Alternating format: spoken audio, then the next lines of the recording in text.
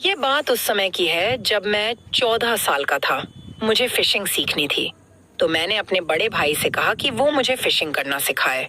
वो मुझसे 3 साल बड़ा था। वो बोला कि ठीक है, हम इस संडे कैंपिंग पर चलते हैं।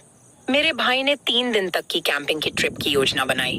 मैं बहुत खुश था क्योंकि एक तो मैं फिशिंग करना सीख लूंगा और दूसरा मुझे कैंपिंग पर जाने का मौका मिला था।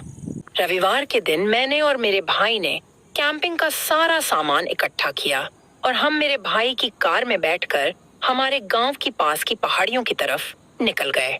रास्ते में मेरे भाई के 2 दोस्त भी कार में बैठ गए थे क्योंकि वो भी हमारी कैंपिंग का हिस्सा होने वाले थे। कुछ 1.5 घंटे में हम चारों उन पहाड़ियों तक पहुंच गए थे। वो जगह काफी सुंदर थी। क्योंकि वह समय सर्दियों की शुरुआत का था, तो हल्की हल्की सी ठंड भी पड़ रही थी। वैसे कैंपिंग के लिए सर्दियों का मौसम सही होता है, क्योंकि भारत में बाकी समय काफी गर्मी पड़ती है, तो सारा मजा किरकिरा पड़ जाता है। चारों तरफ घने पेड़ और पौधे थे। उस जगह एक नदी थी जिसमें हम फिशिंग करने वाले थे। हम सब ने मिलकर कुल 2 टेंट लगाए। पहले टेंट में मैं और मेरा भाई रहने वाले थे और दूसरे टेंट में उसके दोनों दोस्त। हम सब ने आग जलाने के लिए सूखी लकड़ियां जमा की, जो हमें बड़ी ही आसानी से उस जगह मिल गई थी। हमने हमारे टेंट के पास में ही कैंप फायर को सेटअप किया। हम सभी ने मिलकर उस दिन फिश राइस बनाने की योजना बनाई थी।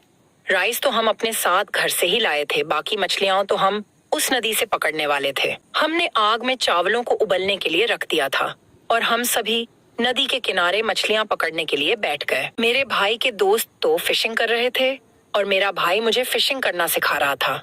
मछलियां पकड़ना आसान काम नहीं था। आधे घंटे तक हमें कोई मछली नहीं मिली। थोड़ी देर और बैठने के बाद मैंने पानी में किसी चीज को महसूस किया।